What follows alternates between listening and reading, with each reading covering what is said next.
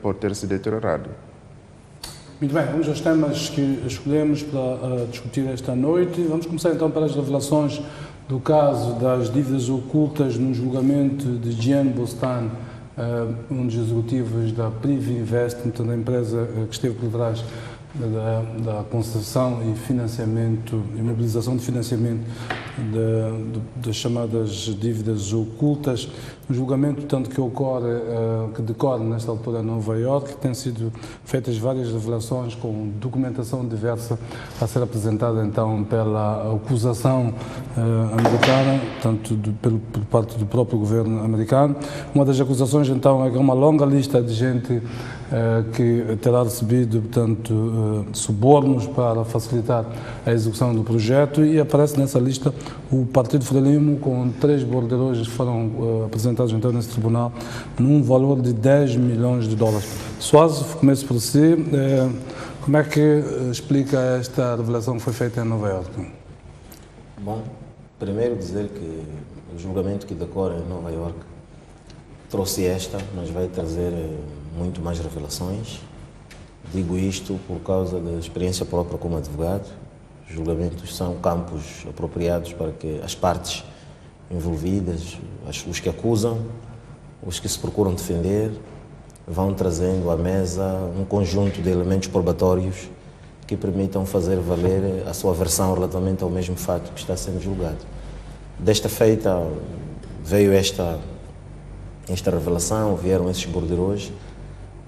Penso que é um assunto sério, no sentido de que menciona-se o nome do Partido Frelimo como tendo recebido estes valores, mas como se trata de um caso que ainda está em juízo, penso que haverá que apelar a que haja maior serenidade.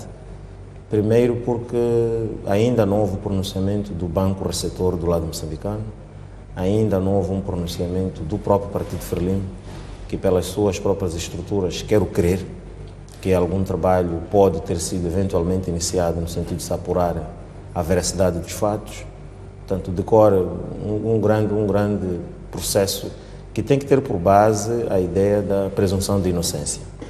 Dizer que o Partido Frelimo não é parte... Não acha que o Partido Frelimo já devia ter imediatamente vindo tomar uma posição clara, até porque é um partido que acaba de ser eleito de forma esmagadora, como aconteceu nas eleições do dia 15, que se impõe uma explicação, não tanto ficar muito tempo com as voltas, porque uma transação bancária é uma coisa como a chamada nós confirmamos no banco.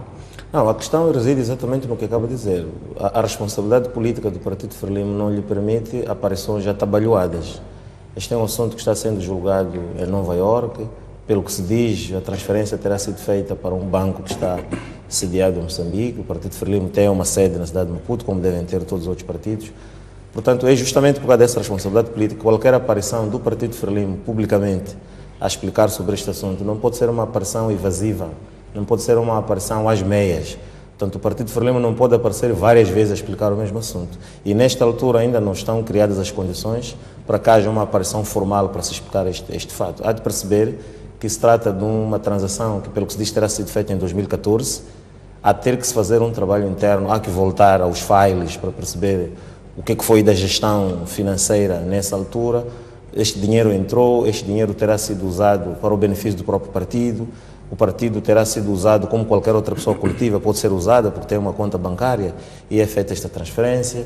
Se olharmos para a lei dos partidos políticos, surpreenderemos, por exemplo, o fato de que os partidos políticos, de entre outras formas de se financiarem, vivem também de doações, que este dinheiro entra a que título? É pagamento de algum serviço, é uma doação, portanto, há que perceber todo um conjunto de elementos que permitam uma aparição em grande. Portanto, não é de um partido eleito nos termos em que se referiu agora de forma esmagadora, não é de um partido que lidera o Estado há 40 e tal anos, que se espera uma aparição atrapalhada.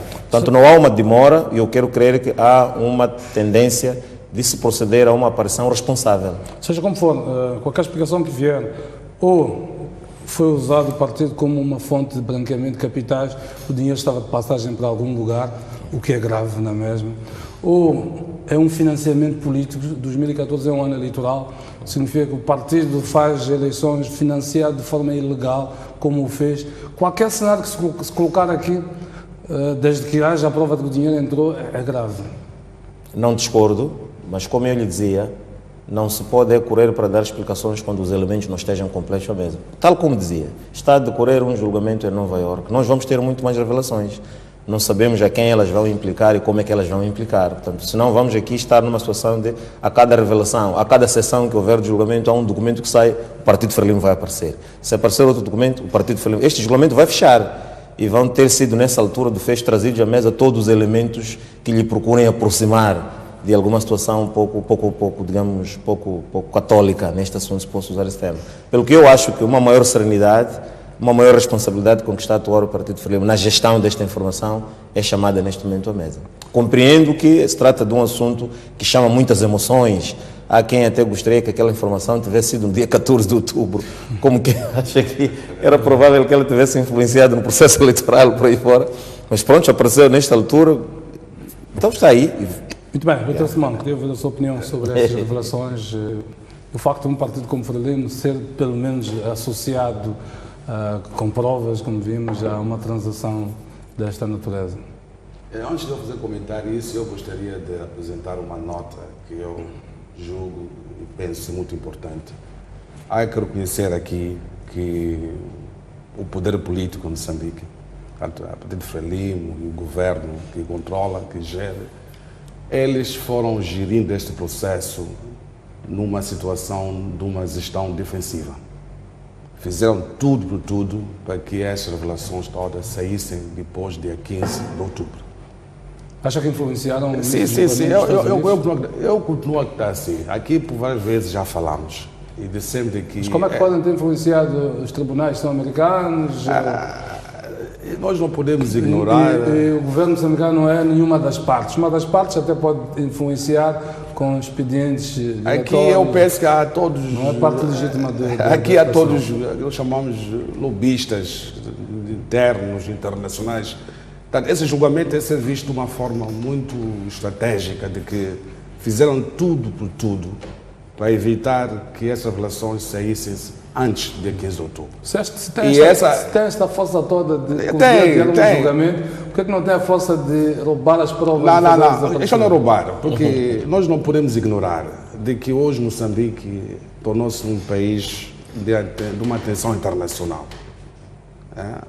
Os homens do dinheiro, todos eles, agora não estão preocupados para causas legítimas do nosso povo.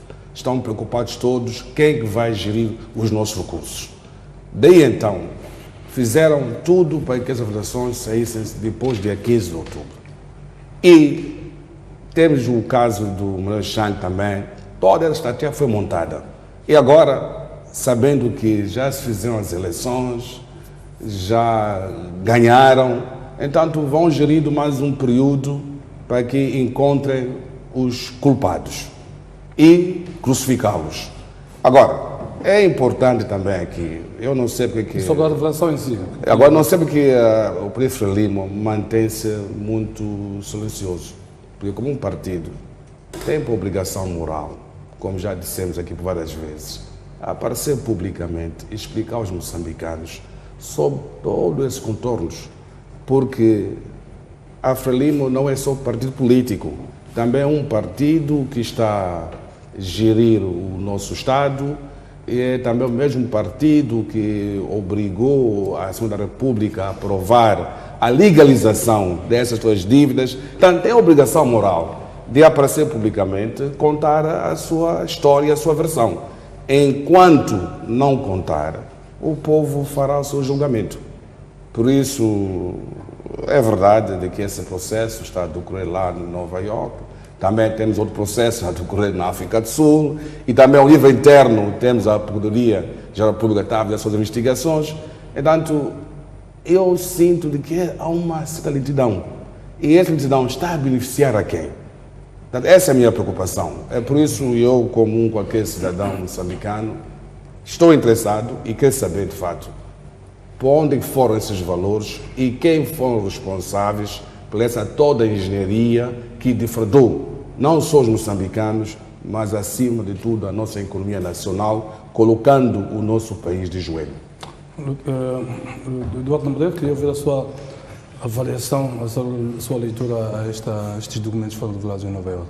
Olha, Jeremias, esta é uma revelação extremamente grave. Extremamente grave na medida em que a implicação do Partido Frelimo, que é o partido que está a governar o país neste momento, no seu envolvimento nesta questão das dívidas ocultas, coloca todo o país numa situação de descrédito. No passado, o comentário que se fazia era de que Manuel Chang não é Frelimo. Manuel Chang é um indivíduo que ele saiu daquilo que são as orientações. Inclusive, ouvimos algumas figuras bastante prominentes dentro do partido a dizerem que estavam muito surpreendidas, que não sabiam como é que o Manuel Chang saiu da linha de orientação do partido e foi fazer aquelas transações. E hoje aparece esta revelação que diz que não é só Manuel Chang que está envolvido nisto, é o partido inteiro que está envolvido nisto. É bem verdade que o partido é muito grande, tem muitas pessoas. Eu reconheço pessoas com bastante credibilidade dentro do partido Frelimo. Posso falar do nome da doutora Luísa Diogo, da Graça Machel, Joaquim Chissano e tantas outras pessoas que merecem alguma credibilidade dos moçambicanos. E com esta revelação, eles também estão implicados nisto. Pelo fato de estarem associados ao Partido Frelimo, estiveram alguns deles há pouco tempo a fazer campanha em nome do Partido Frelimo e hoje aparecem essas revelações a dizerem que o Partido Frelimo também se beneficiou desses dinheiros, desse escândalo. Eu, para mim, não esperaria muito tempo até o fim do julgamento para o Partido Frelimo se fazer a público e explicar alguma coisa aos moçambicanos ou até, inclusive, indicar as pessoas dentro do partido que terão feito isto à revelia dos órgãos do partido. Porque 10 milhões de dólares, Jeremias, ninguém se lembra, ninguém se esquece, mesmo que tenha sido há 20 anos feita essa transação, não é um valor que alguém vai se esquecer dele e precisa de muito tempo para averiguar de onde é que veio, para onde é que foi, para que fins foi usado. Então, não estamos numa situação em que, efetivamente, o país perde credibilidade em todos os sentidos. Porque se ao mais alto nível aparecem essas revelações do seu envolvimento nisto, a pergunta que se faz é quem é que vai então defender os moçambicanos? Não estamos numa situação em que cada dia que passa, sem nenhum pronunciamento do Partido Frelimo, consolida essa ideia de que isto foi com a anuência de toda a estrutura do partido. Porque em condições normais, a primeira revelação, e isto não é boato, é facto, como bem dizia o Jeremias, um telefonema ao Banco Central, ao Banco Receptor, que é o Millennium BIM, poderia confirmar se este valor entrou ou não, e a partir deste momento, pelo menos o partido tomar uma posição pública enquanto vai averiguando internamente o que é que foi feito com esse dinheiro, quem é que fez essas transações, para que fim foi usado esse valor, mas pelo menos depois de ter informado aos moçambicanos sobre os passos que vão ser seguidos. Aqui não estamos numa situação de suposições. É verdade, porque os documentos que foram apresentados, eu não quero acreditar que o FBI possa trazer a tribunal documentos forjados, não sei com que objetivo seria. E também a não contradição dessas evidências é um sinal de que aceita-se que, de facto, aqueles valores deram entrada nas contas do Partido Frelimo. E eu gostaria muito, honestamente, que essas figuras de proa que ainda constituem a reserva moral, não só do partido, mas também do país, que se distanciem desses atos e que o partido encontre formas de iniciar um processo depois de ter comunicado aos moçambicanos qual é a sua posição em relação a isto e quais são os passos que devem ser dados. O Filimão Soares acha que o Ministério Público devia pelo menos instaurar um inquérito criminal ao Partido Frelimo ou não, atendendo que o novo regime, portanto, do Código, na última revisão do nosso Código Penal, passou a consagrar então o regime de responsabilidade penal das pessoas coletivas? Obrigado pela questão, mas se me permitir, antes disso, queria eventualmente deixar clara a minha opinião, segundo a qual o Partido Frelimo não é parte, primeiro, no processo que corre nos Estados Unidos. E segundo, nunca foi citado para se pronunciar. Foi mencionado o seu nome e não é assim que as pessoas individuais ou coletivas se devem precipitar em fazer desmentidos. Não há necessidade de fazer qualquer tipo de desmentido ainda. Portanto, há uma situação eventualmente... Um esclarecimento público, o tal que eu disse que... Especialmente aqueles 4 milhões de eleitores... O tal que eu disse que em devido tempo deverá ser feito, mas a ser feito deverá ser de forma responsável e trazendo elementos que sejam definitivos e satisfatórios para quem está à espera de uma opinião de um partido da dimensão da Frelimo. Outra coisa também é que não quero crer, admito que o meu colega de painel, o engenheiro Lutero, tem esta ideia da dimensão majestosa da Frelimo enquanto partido político, não apenas moçambicano, mas africano, se quisermos, mundial, mas não quero crer que tenha esta dimensão de poder influenciar processos. Este é um processo complexo, como se disse aqui muito bem, está a ocorrer em 3 diferentes países, com sistemas jurídicos distintos, cada um seguindo o seu processualismo, e a lentidão a que se referia o colega Lutero sobre uma decisão e outra num desses tribunais terá que ver com a forma como em cada um desses sistemas se produz a prova e a forma como se valora cada elemento que é trazido ao processo. Isso vai determinar que eventualmente se vai levar muito mais tempo. A título de exemplo da decisão tomada esta semana na África do Sul, ainda cabem recursos. Pois, ainda são cerca de 21 dias, não é? Mas mesmo depois disso vai caber um outro recurso até que se vá ao Tribunal Supremo. Portanto, é um processo complexo. Mas entrando... Sobre a intervenção do Ministério Público, acha que é experimento ou não nesta altura? O Partido Frelimo é uma pessoa coletiva do direito privado, como todos nós sabemos, existe, está ali, e não pode ser o Partido Frelimo a apregoar um combate a sério, uma corrupção, e se excluindo. O que significa que o Ministério Público, na minha opinião, tem um caminho aberto para querendo, não é, proceder como deve proceder, como procederia com qualquer outra pessoa coletiva de direito privado. Resta saber se para o Ministério Público a informação que veio à mesa é em si suficiente para iniciar o inquérito a que se referia ou deverá esperar que sobrevenham outros elementos que lhe deem maior robustez para proceder como deve ser. E digo mais, este combate à corrupção que tem sido apregoado por Sua Excelência o Presidente da República no seu primeiro consulado e que parece que transita para o segundo consulado que vai iniciar em janeiro, e de forma mais acérrima, se quisermos, pelo menos para aquilo que tem sido o seu discurso. Não é um discurso para fora, não é um discurso que visa, por assim dizer, intimidar ou criar comportamentos positivos para quem governa. Não. Este pronunciamento, a ter que ter o valor que nos parece que tem que ter também implicações por dentro, procurando trazer a ideia de que se existir efetivamente alguma indicação de que alguém tenha usado do partido para fins distintos daqueles que o partido apregou nos seus estatutos e na sua atuação, que toda a gente conhece, não é por acaso que foi votado como foi votado a 15 de outubro, se constatar que existem tais comportamentos desviantes, penso que haverão de ser tratados como tais, pelo que o Partido Frelimo não é uma entidade excluída do Código Penal.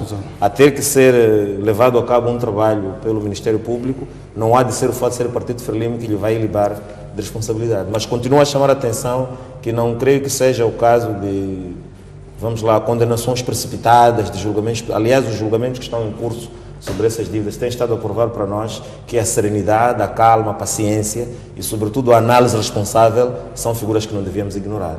Doutor Semano, acha que o Presidente Youssef tem, nesta altura, em mãos a grande oportunidade de mostrar que o combate à corrupção não é para os outros, é também para o próprio Partido Frelimo, não? Permitindo que o Ministério Público instaure pelo menos um inquérito de natureza criminal para apurar elementos, porque o Ministério Público também está ali, os crimes quando são de natureza pública, portanto, carecem de denúncia. Bem, se quer manter a bandeira de combate à corrupção bem alta, é óbvio de que tem que agir e tem que falar. Mas o dilema de tudo isto, porque estão todos envolvidos, há uma teia, até hoje como ninguém consegue desvendar, de fato, quem é que foi o responsável desta toda a engenharia financeira. As pessoas estão com medo de dizer que foi fulano. E como já dissemos por várias vezes, de que eu, na altura, guardava de que o antigo chefe do Estado, que é preciso publicamente falar, mas o tempo já passou, o timing já passou. Agora, penso que também há várias acusações que apontam de que o atual chefe do Estado também está envolvido. Ainda não temos elementos sobre isso. Não temos Já mais, estamos mas há acusações. Há pessoas que dizem. Aqui é onde já começam a aparecer elementos relativamente ao Partido Frelimo. Tem que agir, né? Porque a bandeira de combate à corrupção não é de uns e não dos outros. Tem que ser um combate generalizado, tem que ser um combate que envolve toda a gente. Portanto, ele, de fato, tem a responsabilidade de fazer também um combate interno. Mas, se os valores beneficiaram ao Partido Frelimo e alimentaram a sua campanha eleitoral para ganhar em 2014, a pergunta se coloca: haverá essa coragem mesmo de denunciar internamente? E também obriga-nos a todos a fazer uma reflexão se vale a pena os partidos políticos receberem financiamentos externos. Quando uns recebem, fala-se de mão externa, e os outros recebem, é muito normal. Então, eu penso que aqui nós temos também pensar sobre a lei de financiamento aos partidos políticos, e também tem que haver um relator financeiro depois da campanha eleitoral, onde é que os partidos políticos receberam seus financiamentos, para podermos então eliminar a esses todos focos de corrupção. Eduardo Lambrete, acha que o Ministério Público devia ou não instaurar pelo menos, não um processo, mas pelo menos um inquérito criminal? Não, tem sim, não restam dúvidas, porque nós temos pessoas que estão detidas neste momento, em que o Ministério Público iniciou a sua ação com base em informações que indiciavam seu envolvimento neste escândalo. E esta revelação é um indício muito claro, e certamente que o Ministério Público tem todas as condições, se quiser confirmar se efetivamente essas transações foram feitas ou não, há toda a condição de se poder fazer isto. Portanto, eu aqui começo a perceber um pouco das palavras do presidente Guebuza sobre poeira. Me parece que a poeira está a começar a baixar um pouco e algumas coisas estão a começar a aparecer à tona. Eu dizia num dos programas nossos aqui que esta vontade dele dizer que há muita poeira sobre este caso me revelavam alguma confiança de que em algum momento o processo vai encalhar, porque muito mais revelações vão aparecer. E esta pode ser uma delas, que neste momento não há ninguém dentro do Partido Frelimo que possa dizer eu tenho mãos limpas, porque é o partido como todo. E é aqui onde se apela para que pelo menos aqueles que sabem que eu não tenho nada a ver com isto, deviam aparecer, tomar uma posição, inclusive crítica, e exigindo internamente que haja esclarecimentos públicos sobre as pessoas que estiveram por detrás destas operações. Aqui a questão que tem que se analisar não é para onde é que esse dinheiro foi, não é para que fins é que esse dinheiro foi usado, se foi uma passagem pelas contas do partido ou não. Este é um outro problema que o partido internamente poderá resolver. A questão de fundo e aquilo que constitui crime é o simples fato do Partido Frelimo ter recebido dinheiro dessas dívidas ocultas. Este é o único ponto, quer dizer, não é o único ponto, mas é o ponto de começo que vai desenrolar todo o outro processo. E aqui não há dúvidas, e não devem restar dúvidas que, de facto, houve essas transações para as contas do Partido Frelimo. Porque se houvessem dúvidas, eu acredito que a primeira coisa que o Partido Frelimo teria feito era desmentir, dizer que nós nunca recebemos esses dinheiros. Mas se certamente não faz nenhum pronunciamento contrário, é porque assume que recebeu esse dinheiro. Todas as outras argumentações de que é preciso estudar, é preciso analisar, isto é para outros fins, não no sentido de admitir ou não admitir ter recebido esse dinheiro. E confirmando-se isto, e que parece ser esta a tendência de se confirmar a recepção desses valores, coloca-se a questão. Há muita gente que está detida hoje por terem recebido dinheiros, e alguns deles até valores inferiores a 10 milhões de dólares, e que estão detidos. Que tratamento é que a Justiça vai dar a esta entidade, que é também uma pessoa que pode ser chamada a juízo? Muito bem, deixa-me avançar. Se me permitir só um pequeno remate aqui, é mesmo uma questão de esclarecimento, que efetivamente é o contrário. Portanto, não há crime no receptor de um dinheiro, pode até vir de uma fonte criminosa. O crime não está na recepção do dinheiro. Alguém com diferentes tipos de intenções pode usar da minha conta para drenar dinheiro. A questão começa exatamente no detalhe. É justamente se tendo sido enviado dinheiro para a minha conta, qual é que foi a minha manifestação. Portanto, aqui é onde começaria o problema. Mas eu continuo a chamar a atenção para a complexidade do assunto e para a necessidade de uma relativa serenidade.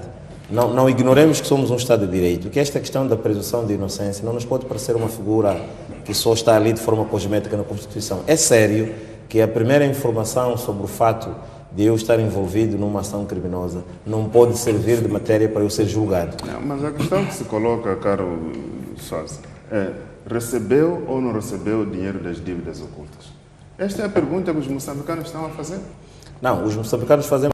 Não, É pelo que menos se entrou ou não o dinheiro das dívidas ocultas na conta do Partido Frelimo, Não, é a mesma os borderos coisa. já disseram uma coisa, Receber- faltará eventualmente uma confirmação ou de quem recebeu ou do banco, que também pode ser inquirido. E qual por foi a quem quiser. finalidade, de facto, desse Qual foi a finalidade desse valor? Eu Sim, penso que a esse é questão outro começa assunto. aqui. A questão de começo é: confirmam que receberam o dinheiro das dívidas ocultas. Exato. Porque os moçambicanos choram por terem que ser obrigados a pagar uma dívida que não conhecem. Entretanto, há pessoas que receberam esses dinheiros. O Partido Frelimo tem que dizer a esses moçambicanos: se não recebeu, dizer não, há um equívoco qualquer, nós não recebemos nenhum dinheiro das dívidas ocultas. E eu reitero que o problema não é que não vai dizer nada. O problema é que na altura em que aparecer, Portanto, acha imbuído que é o desta tua timing. responsabilidade política, Muito bem, tem que deixa aparecer só- com uma informação sólida. Não pode aparecer à medida que cada pessoa quer lhe Eu perguntar. recordei, porque o segundo tema tem a ver também com isto. O Governo decidiu esta semana, anunciou esta semana, mais exatamente, que vai pagar a prestação de 38 milhões de dólares da dívida oculta da Ematum. Doutor Simão, vou começar por ti desta vez. O que é que acha desta decisão do próprio Governo de pagar a prestação da Ematum? Bem, também aqui é outro problema, né? Porque nós não podemos ignorar de que o Conselho Constitucional terá feito um acórdão em relação a este assunto. Que declara ilegal esta Ele é ilegal. Então, quando há uma declaração de ilegalidade e nula. e nula tudo isto, como é que o governo assume e paga? Sabemos que, de fato, o acórdão constitucional não tem um efeito no plano internacional, mas internamente, como que o governo vai lidar com essa questão? Por isso, eu penso mais uma vez, sabendo que a questão de Matuns também está dentro desta teia das dívidas ocultas ou do dinheiro não autorizado, o nosso povo lá fora diz dinheiro roubado. Não deveria pagar. Não deveria pagar e o governo deveria continuar ainda naquela linha que falamos várias vezes, levar o assunto a um International Court, a um tribunal lá fora para resolver esse problema. Por isso, eu penso, mais uma vez, o governo está a criar mais um outro problema ao nível interno, porque isso desacredita ao governo e não só, também o governo está a ocorrer risco de não cumprir, ou não está a cumprir de fato o acordo do Conselho Constitucional, está a dar mau exemplo às outras instituições do Estado.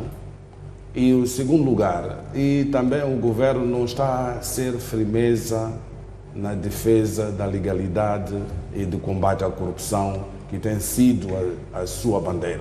Por isso, mais uma vez, eu penso que o governo está-se a meter numa situação, num beco sem saída. Simão Sousa, não acha que o Governo está-se a colocar muito a jeito para estas críticas? Primeiro, que não cumpre uma ordem judicial. Segundo, que está interessado em pagar porque conhece. Então, se fizermos o link com aquilo que se está dizendo nos Estados Unidos, bom, querem pagar, insistem em pagar, porque afinal conhecem o assunto, até receberam e tudo. Não acha que se colocam muito a jeito, assumindo que a justificação de ter acesso aos mercados internacionais, o Governo tem necessidade urgente de se financiar, até face aos projetos do gás, só a AN precisa de 2 mil milhões para uma portanto, um dos projetos do Norte. Mas pesando das coisas, o que acha? Bom, primeiro o que eu acho é que devemos olhar para esta questão da inconstitucionalidade das dívidas, para o acórdão do Conselho Constitucional que declara estas dívidas nulas e de nenhum efeito. Versus isso, devemos olhar para a interpretação que nós devemos dar à nulidade destas dívidas declarada no acordo do Conselho Constitucional, versus a responsabilidade do Governo, que é quem gera o Estado nas praças financeiras internacionais. Uma coisa é o problema interno que nós temos, ao nos apercebermos de fato de que terão sido contraídas dívidas sem que tivesse sido seguido o roteiro legalmente prescrito, no sentido de que devia ter havido a aprovação pela Assembleia da República e não houve. A outra coisa é a nossa imagem e o papel que nós queremos jogar nos próximos tempos nos mercados financeiros internacionais. E isso já não é aqui dentro, é lá fora. O dizer que o governo começa a pagar estas dívidas, estes 38 milhões de dólares que são referidos aqui, não pode, na minha opinião, ser confundido com desrespeito àquilo que é, digamos, a emanação judiciária interna, no sentido de que o governo não abre mão. Acaba sendo. O governo não abre mão do seu direito de regresso em relação às pessoas que agora estão a responder a um processo em tribunal. Uma coisa é, vistas as coisas neste plano, que mistura os interesses nacionais e os interesses que nós temos internacionalmente, a imagem de todo um Estado. Quando o governo começa a pagar estes dinheiros na praça internacional, não está a tratar da imagem do governo, está a melhorar a imagem do Estado moçambicano, que ficou beliscada por causa dele ser tido como um incumpridor. Aqui devemos dividir as águas, o que é governo, o que é Estado, depois o que é partido político que suporta o governo, e procuramos encontrar as responsabilidades de cada um desses institutos, cada um ao seu tempo. A mistura que temos estado a fazer num comentário e no outro há de levar a que eventualmente concluamos que não, está-se a negar ao cumprimento de um acordo do Conselho Constitucional, que o governo eventualmente está a atuar em contramão ao Estado de Direito que apregoa desde a Constituição, que nós somos fora. E eu entendo as coisas de forma diferente. Porquê? Porque o Estado não abre mão do seu direito de regresso em relação às pessoas que estão a ser responsabilidade até a título individual. O que significa que, por um lado, se eu pago as dívidas que estou a pagar, não é realmente em desrespeito ao acórdão do Conselho Constitucional, mas antes, porque eu dou provas de que estou a fazer um trabalho a sério para recuperar estes dinheiros, estes ativos todos. Portanto, esta é a análise que eu faço. Não podemos continuar a ver a nossa imagem nos mercados internacionais beliscada, quando afinal há um trabalho que está sendo feito internamente para responsabilização. Temos aqui, eventualmente, temos um bom TPC. Como é que nós discutimos a questão do cumprimento do acordo do Conselho Constitucional na ótica em que ele está, versus a responsabilidade do Estado, que é gerido por este governo, na praça internacional? O Filemão Sousa, jurista e advogado, sabe que quando há um acórdão que declara nula, portanto significa que a nulidade é invocável a todo momento, relativamente a isto. E significa que qualquer prestação que for paga pelo nosso Estado, perante o acórdão do Conselho Constitucional, o Tribunal Administrativo pode exibir este acórdão e não autorizar o pagamento a ser feito pelo Estado moçambicano. Não, concordo consigo, mas continuo a chamar a atenção. Foi dito aqui e tem sido dito antes do fato do acordo do Conselho Constitucional ter sido relativamente vago, no sentido de que não se explicitou o suficiente. Mas tendo dito que a dívida é nula, já tem dito o suficiente. A nossa diferença de interpretação está no seguinte: tendo sido declarada nula a dívida, a questão é o quid de juris em relação à responsabilidade do Estado nas suas obrigações internacionais.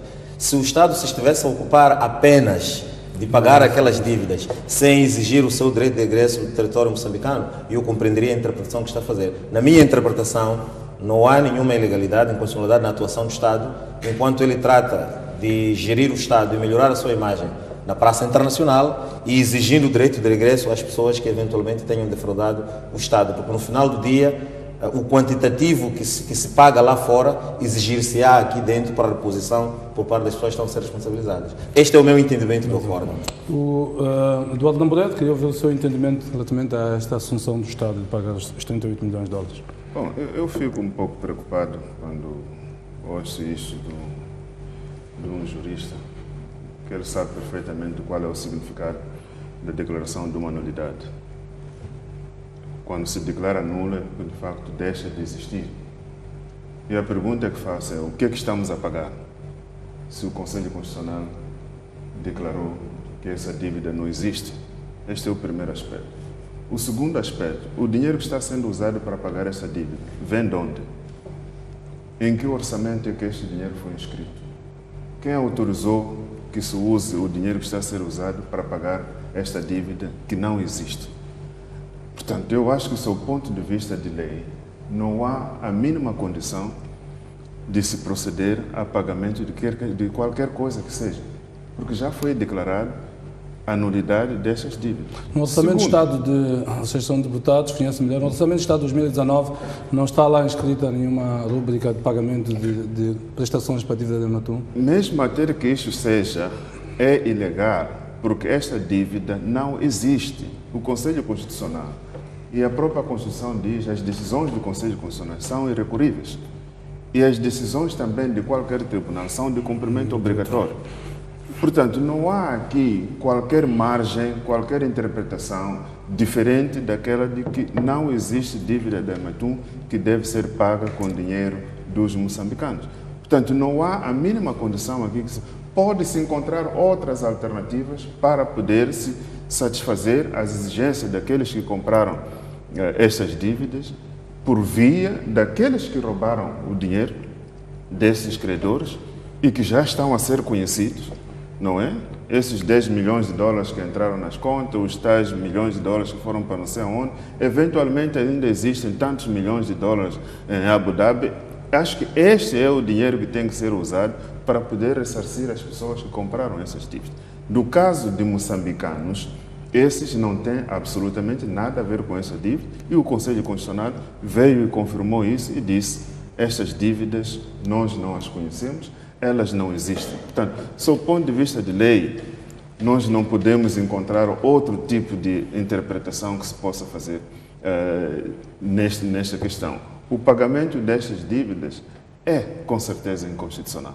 Viola de forma grosseira a Constituição, desrespeita aquilo que é um órgão de soberania, que é o Conselho Constitucional, porque, por um lado, o Conselho Constitucional diz uma coisa, que esta dívida não existe, ao declarar nula, e, por outro lado, um outro órgão também decide ignorar esta decisão do órgão de soberania. A questão que se coloca aqui, quais são as deliberações, os acórdãos do Conselho Constitucional que serão respeitados? Se nós estamos a começar agora a mostrar que existem outros poderes acima do poder da justiça, acima do Conselho Constitucional. Eu acho que é preciso encontrarmos outras alternativas para resolvermos a questão de Moçambique nas praças internacionais sem violarmos as nossas próprias normas. Porque a partir do momento que começamos a escamotear a Constituição, começamos a pisar nos órgãos de soberania, não estamos a abrir um espaço e que deixamos de acreditar nas próprias instituições que nós próprios criamos. Muito bem, vamos avançar para o terceiro tema que elegemos para esta noite.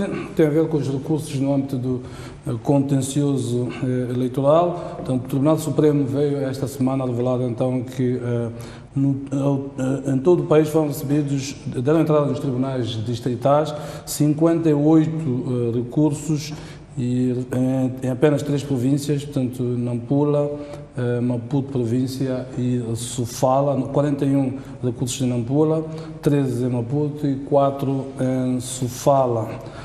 E que nas outras 8 províncias não houve nenhum, portanto, recurso que deu entrada nos tribunais distritais e que destes 58 recursos, 55 foram indiferidos por incumprimento dos prazos. Recorda-se que o prazo é de 48 horas para a apresentação então da petição, por incumprimento de prazos e também por falta de provas. Começo agora por si, Eduardo Namboreiro. Depois de todo o alarido que foi levantado à volta de corrupção, de denúncia de muitas irregularidades, não é estranho que só tenham dado entrada a 58 recursos. No país todo havia 2.500 e qualquer coisa mesas, tenho os dados aqui, daqui a pouco vou revelar, mas não acha estranho que só tenham dado entrada a 58 recursos? Não, eu não acho que seja estranho, conhecendo como é que os processos são feitos, parte das reivindicações ou das reclamações que são feitas. Em todo o país não são 2.000, perdão, desculpa, só quero corrigir um dado. São 20.570 mesas, portanto, pelo país, incluindo a diáspora, 20.162 mesas no país, mais 408 mesas na diáspora, portanto, totalizavam 20.570 mesas. Portanto, 58 recursos em 20.570 mesas. Não acha absolutamente insignificante e contraditório com aquilo que foi o discurso, sobretudo da ANAM, de que tinha havido uma fraude em grande escala? Não, eu não acho surpreendente. Se tomar em conta a mecânica desse processo, que primeiro não permite que os partidos tenham acesso àquilo que pode vir a ser usado como evidências em sede de tribunal, não é? Está a falar do quê, exatamente? Não, por exemplo, há situações em que os delegados de candidatura nem foram permitidos a receber editais, por exemplo. Há situações em que os delegados de candidatura nem sequer foram permitidos a estar presentes na altura da contagem. Há situações em que os delegados de candidatura, que são essas as pessoas que deveriam Os membros dos partidos, para além dos delegados de candidatura, tinham lá presentes os membros das mesas, nas MMV. Então, dos 7 membros das mesas, 4 foram recrutados pelo STAI, 3 eram um MDM, outro Frelimo, outro NAM. Em situações onde esses problemas aconteceram de forma grave, mesmo esses MMVs não estiveram presentes, nem foram permitidos a assistir a estes processos e não tiveram esta documentação. Por exemplo, vou lhe dar um exemplo. Eu fui delegado de candidatura numa escola aqui na 3 de fevereiro.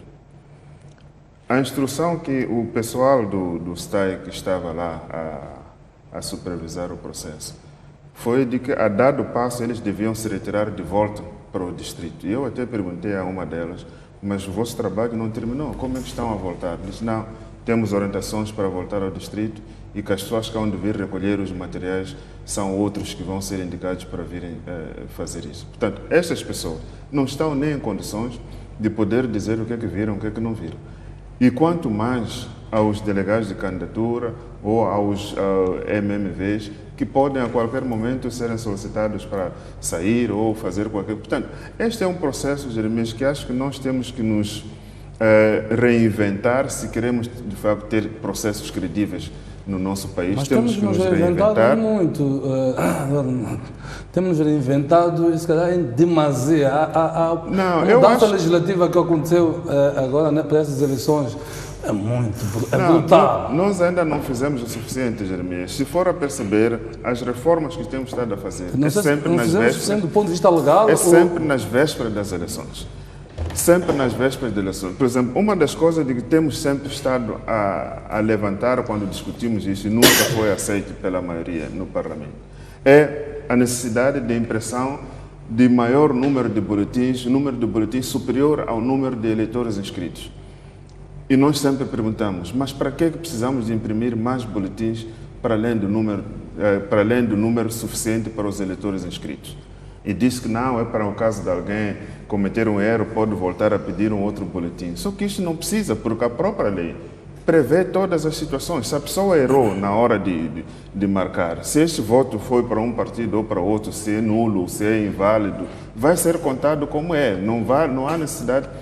E o resultado é aquilo que nós vimos, boletins de voto a circularem como água em todo o sítio. Mas isto é outra dimensão. O que eu queria era a própria lei estabelece mecanismos de recurso no âmbito do contencioso eleitoral.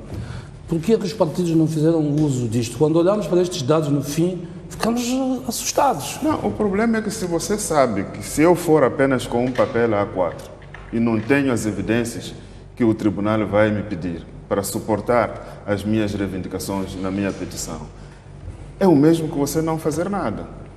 Portanto, eu não posso ir ao tribunal simplesmente com a minha palavra se eu sei que não tenho nenhuma evidência comigo. E em muitas destas situações, estas pessoas não foram permitidas a ter essas evidências.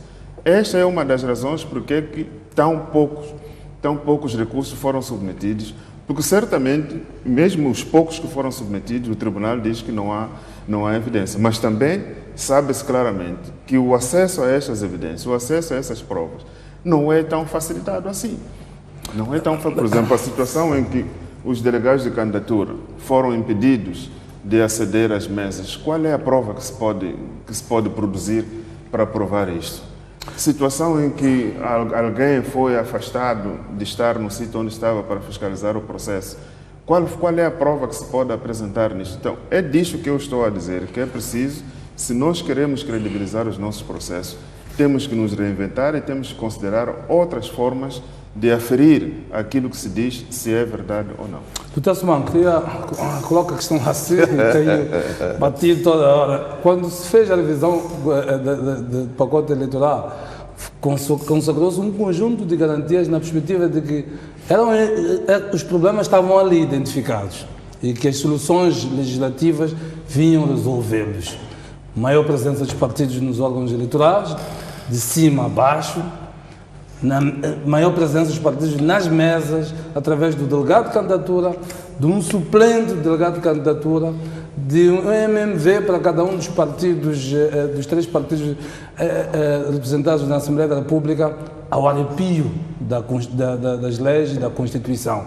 Porque deu-se um direito especial aos partidos que têm assento no Parlamento, em detrimento dos outros partidos que concorriam a estas eleições.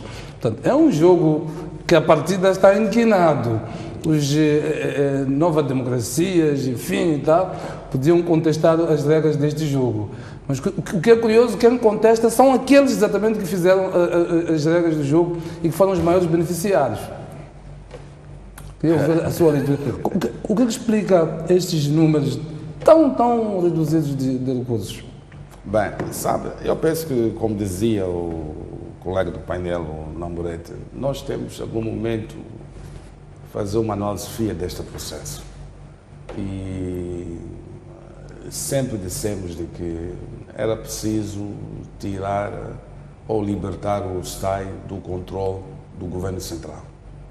E para estas eleições que terminaram, nós, os partidos políticos, preparámos-nos numa direção, num sentido, mas infelizmente a estratégia para fabricar e produzir resultados não foi aquela que nos habituaram desde 1994 para cá. Adotaram uma nova estratégia. É isso mesmo. Vamos ser claros, porque houve todo o processo de enchimento.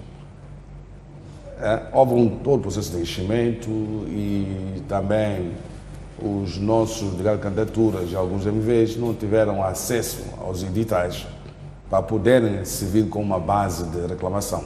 Foi por isso, no nosso último debate sobre essa matéria, eu teria dito de que nós submetemos cerca de 30 processos. Pois. Até o juiz Langa perguntou, só 30? Pois, em 2100, 2.570 é isso mesmo. É precisamente o caso disto, que faltaram muitos elementos de prova porque não foram cedidos aos nossos elementos nas mesmas de votação. E também é preciso compreender de que, ao longo do processo de votação, circularam muitos boletins de voto fora do circuito normal. Circularam. E é por esta razão que solicitamos que haja auditoria para verificar, de fato, esse processo de adjudicação ao fornecedor, à produção dos materiais, como é que foi feito? E quantos foram recebidos pelo STAI para colocar na mesa de votação? E como existiu outros boletins a circularem fora do sistema? E também não podemos ignorar que a constituição da mesa de votação também foi viciada. Sobre a adjudicação é feita pela CNE, não é pelo STAI, é pela CNE. Sim. E a CNE comporta os representantes de todos os partidos políticos. Sim.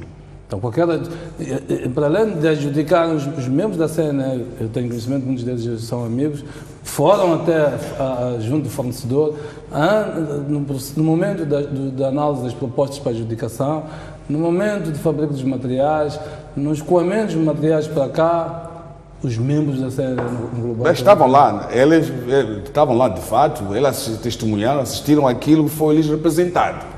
Agora, surgimento de boletins de voto fora de circuito normal, isso assusta-nos. Assusta-nos. E foram esses que foram usados para fazer o enchimento. Negar isto é tentar dizer que não houve nada. Por isso, nós estamos preocupados. Agora, é preciso encontrar soluções. Mas, como encontrar soluções? É por isso, acredito que nos próximos dias haverá batalhas jurídicas para repor a verdade, para repor a legalidade eleitoral. Em função disso, saberemos o que fazer. Sr. Soares, queria ouvir a sua leitura a estes números que foram apresentados pelo Tribunal Supremo. E sempre comparando com a dimensão das reclamações que foram levantadas à volta do processo. Bom, obrigado. Primeiro, apreciar o fato de que fomos às sextas eleições, o que era suposto presidenciais, pelo menos, estas gerais, sem contar com estas das assembleias provinciais, que aconteceram pela terceira vez, mas desta feita com este elemento de por via da eleição da maioria para a Assembleia Provincial, elegermos também o governador da província. Queria apreciar o facto de termos conseguido fazer isso, porque muitos países africanos não só encontram subterfúgios para não realizar os pleitos eleitorais como está continuamente previsto em seus países, depois deste prolongamento de mandatos, que depois leva a conflitos, formação de gunes, por aí fora. Moçambique tem estado, digamos, na mão de cima neste aspecto de respeitar a Constituição e realizar as eleições nos dias para os quais elas têm sido marcadas. Estas eleições tinham, para mim e para algumas pessoas, tinham por baixo a expectativa de que seriam diferentes, no sentido de que era expectável que por parte de quem perdesse houvesse fair play. E este fair play foi-nos induzido pela atuação, por exemplo, que a Frelimo teve em Nampula, quando perdeu as eleições para as eleições municipais. E no mesmo dia em que foram anunciados os resultados, a pessoa que respondia pela organização máxima do Partido Frelimo em Nampula, no caso o Dr. Tomás Salomão, numa atitude de grande responsabilidade política, fez-se à imprensa, reconheceu a derrota, desejou bom trabalho e prometeu que o Partido Frelimo iria trabalhar para que nas eleições seguintes tivesse o melhor resultado, e foi o que se viu em Nampula e no país em geral. Portanto, para o volume de reclamações que vêm sendo feitas, de facto é ínfimo o número de recursos que procedem e que seguem agora para o Conselho Constitucional. Mas isto pode ser explicado por vários motivos. Não estamos com tempo suficiente para dissecar sobre o processo de votação em si, que é para desfazer este equívoco de que se fala aqui sobre a questão do enchimento. Para aqueles que participaram dos processos de formação nos seus partidos ou perceberam a explicação que tem sido dada pelos órgãos de administração eleitoral, pelos meios de comunicação social, a maneira como decora o processo eleitoral, associada à constituição da própria mesa da Assembleia de Voto, não abre espaço para qualquer possibilidade de enchimento de urna. Não é fácil, não parece humano, não é imaginável que naquele cenário da mesa da Assembleia de Voto possa aparecer alguém no sono dos outros ou na ausência dos outros todos para proceder ao tal enchimento. O enchimento entendido como um processo em que, estando a urna fechada e apenas com aquele orifício onde caiba aquele boletim de voto dobrado, alguém com as suas intenções possa ir introduzindo votos. Não estou a ver este momento. Se tivéssemos tempo e tivéssemos pegar todo o roteiro que inicia com a apresentação da urna vazia a todos os membros presentes, este é o primeiro ato. Quando eles chegam, encontram a urna selada, tem que desselar, tem que abrir, tem que mexer aquilo várias vezes, só depois é que volta a fechar. E depois, se acompanhar os passos que levam ao seu encerramento, para a contagem por aí fora, não há de encontrar espaço. Digo isso aqui, digo isso claramente, podemos até encontrar um espaço em que organizemos um programa de televisão em que venha alguém do STAI, dos partidos, com uma urna. Olha, vamos lá tentar discutir a mera possibilidade de alguém encher votos sem que os outros possam ver. Portanto, é uma conversa que, felizmente, os moçambicanos vão ficando cada vez mais lúcidos e vão percebendo que alguma coisa não está bem.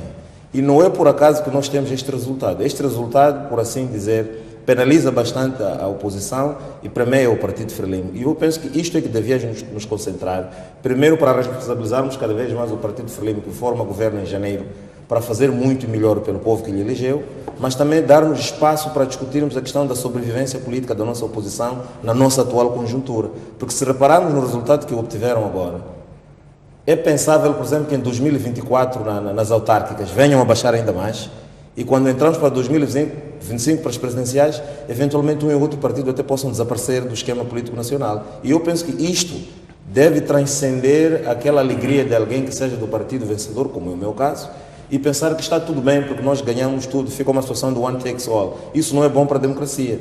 Vangloriamos com a vitória, sim senhor, e sentimos que temos cada vez maior responsabilidade para trabalhar mais para o povo, mas por outro lado lamentamos o fato de a oposição não se modernizar, não se preocupar em melhorar cada vez mais a sua performance. Chamamos a colação um último elemento que já tem sido badalado em muitas conversas nos mídias e nas redes sociais. A questão da qualidade da campanha. Se nós quisermos recuar o filme para vermos como é que a campanha decorreu, então não nos vamos surpreender com os resultados, que não são senão a súmula, não é? Daquilo que foi o trabalho preparatório que foi feito pelos partidos. Nós não tivemos, ao longo de toda a campanha, clareza sob o ponto de vista do discurso dos partidos. O que tivemos era a Frelimo a dizer o que queria fazer e os demais a fazerem desmentidos de que a Frelimo não faria aquilo que diz que vai fazer. Portanto, é problemático nesta altura dizer assim, tivemos 20 e tal mil mesas e temos menos de...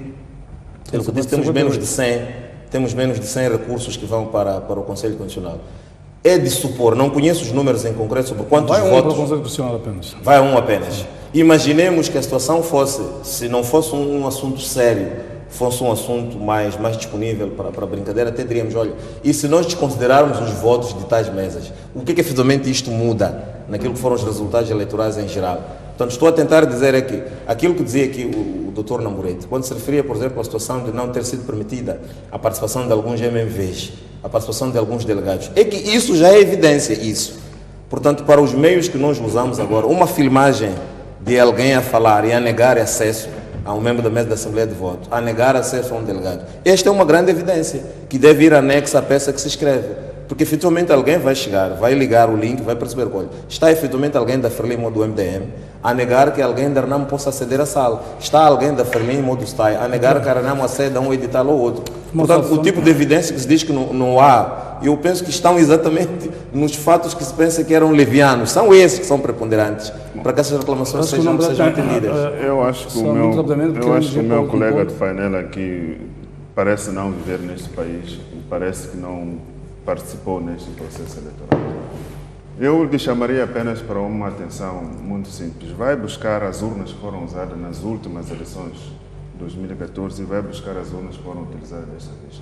Compara o orifício por onde se introduzem os boletins de voto. Há de ver a diferença de que no passado só cabia um e nestes o orifício é maior. Mas naquelas eleições também falou-se de enchimento, nesse orifício pequeno. Não, estou a falar de agora.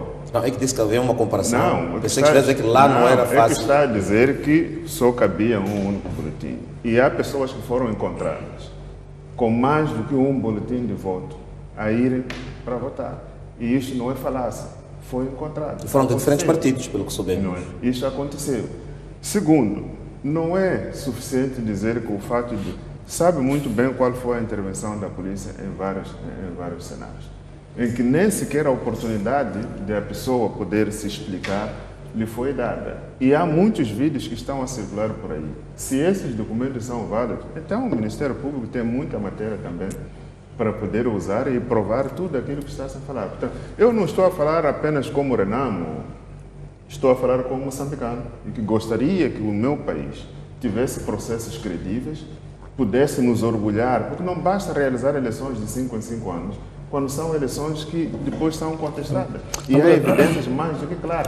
O volume de material eleitoral que foi encontrado fora, acredito que mesmo meu colega Filimão Soares teve acesso a esses vídeos de pessoas a preencherem embaixo de árvores caixas e caixas de material eleitoral que não estava no circuito formal, no circuito normal dos órgãos eleitorais. Portanto, é disso que nós estamos a falar e eu gostaria que nós passássemos a ter eleições credíveis para que efetivamente quem perder tenha a honra de dizer, olha, eu perdi e aceito que perdi.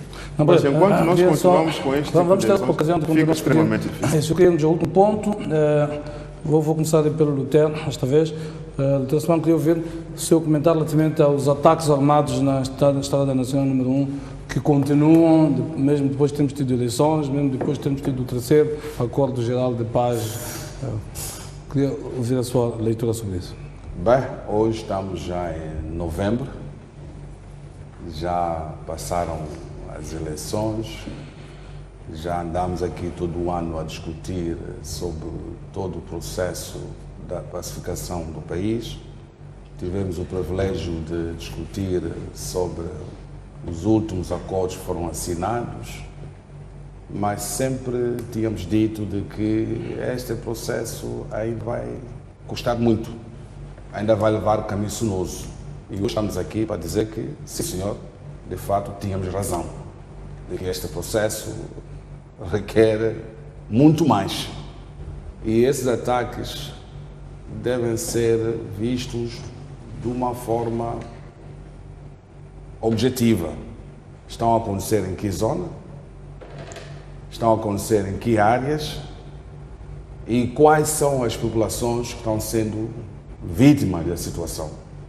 E eu, por isso, em primeiro lugar, queria aproveitar a este momento de solidarizar com a população de Sofala, que tem sido vítima dessa situação nestes últimos 22 anos, tirando os 16 anos da Guerra Civil, em que sempre são as mesmas famílias que estão a ficar enlutadas, estão a perder filhos, estão a perder crianças, etc. E naquela zona, o número de viúvas aumenta todos os dias. O número de órfãos aumentam. Por isso, esses ataques... Do ponto de vista político, como é que acha que se resolve isto? Parece que há um novo interlocutor, cada vez mais se assumindo.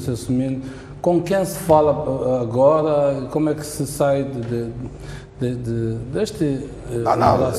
Nós tínhamos dito já há 2 meses de que era preciso criar uma linha de contato com a junta militar da Renamo. Também é preciso que a própria Renamo reencontrasse, mas também eu começo a acreditar agora de que tudo isto talvez foi montado. Quem é que montou isto? Portanto, essa é a pergunta que nos colocamos. Quem é que montou isto e para que objetivo? Será que o processo de DR vai de fato caminhar como nós todos esperamos?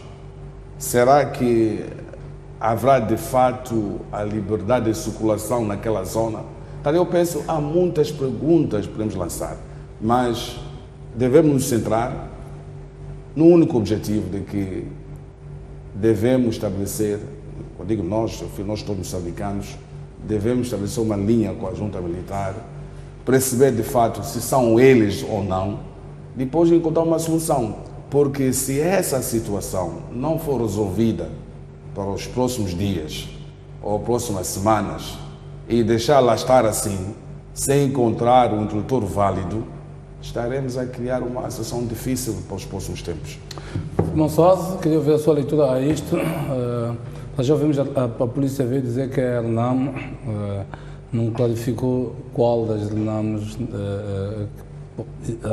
a que se referia.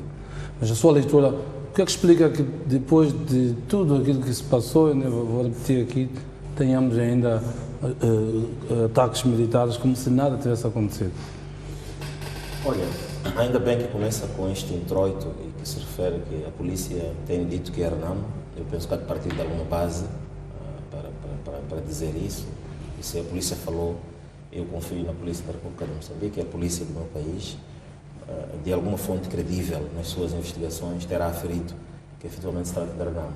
A questão de qual Renamo é menos importante. Nós formalmente conhecemos uma e ela já apareceu a dizer, através de figuras suas de proa, que se tratava de um plano interno. Isso está gravado, é revisitável a qualquer momento. A chefe da bancada e outras figuras do partido referiram-se ao fato de tratar de um plano interno e que em devido tempo a Renamo saberia resolver. O que acontece agora é que não sabemos se a Renamo não está a saber resolver ou está lenta no processo de resolução interna do problema, ou havia a expectativa de que ganharia as eleições, não as tendo ganho, retoma um modus operandi que é seu peculiar há mais de 40 anos. Sob o ponto de vista político, a emergência de um eventual novo interlocutor, fiquemos claros, vai fragilizar a atual liderança do partido. Isto tem implicações políticas mais para dentro da própria Renamo e um pouco depois para fora, em que nós mesmos ficaremos a saber que, olha, já não há muita relevância da liderança da Renamo, mas devemos passar a prestar mais atenção àquela Renamo, se fosse para aceitar a versão de que são muitos Renamos, àquela Renamo que representa ameaça para a integridade física dos moçambicanos. Naturalmente que o governo, na pessoa do Presidente da República, que é o garante, não é, da continuidade, da nossa segurança e da tranquilidade do Estado moçambicano como um todo, caberá este papel de encontrar todos os meios para nos trazer a tranquilidade. E se dentre esses meios tiver de passar por um contacto direto com a pessoa que lidera a autoproclamada junta militar, penso que no âmbito, na esteira da humildade que nos habituou, vai fazê-lo. O que nós como moçambicanos queremos não é tanto a questão de que, olha, a paz do lado da Renamo foi conseguida através do Sr. Ossufo ou através do Sr. Nhongo. Seja qual Nhongo for, se for o caso. Nós queremos estar numa paz efetiva.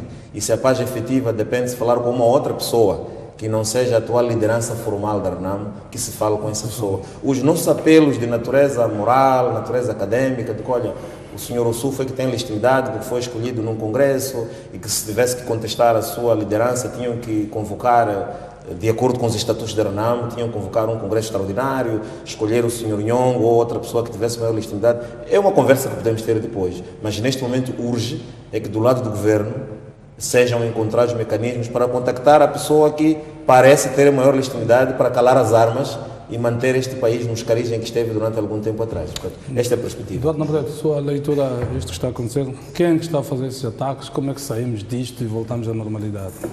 Bom, acho que está claro e é público, não é? O presidente Ossufo já claramente se distanciou desses ataques. O general Nhongo, segundo alguma imprensa, assumiu a autoria desses ataques.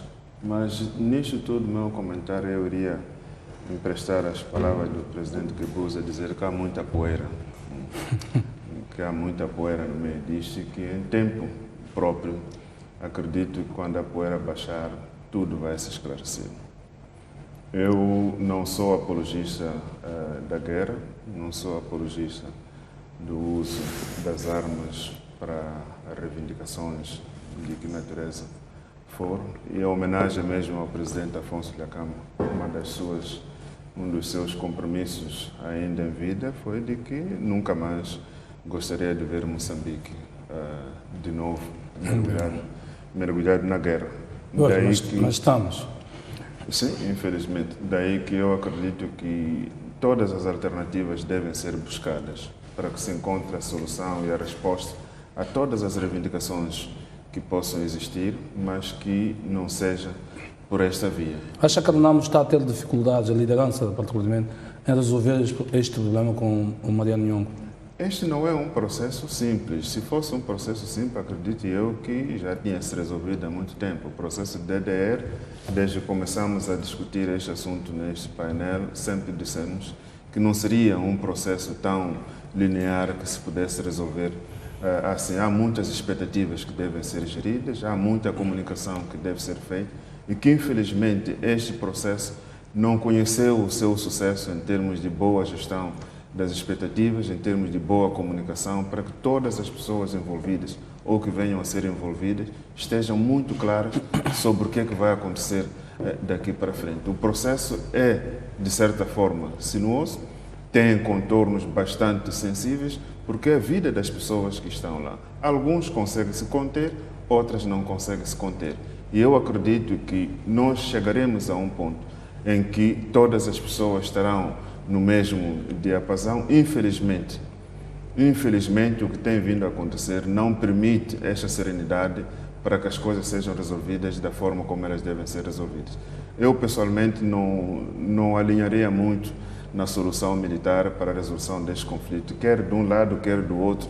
Acredito que temos condições de resolvermos este problema por vias pacíficas.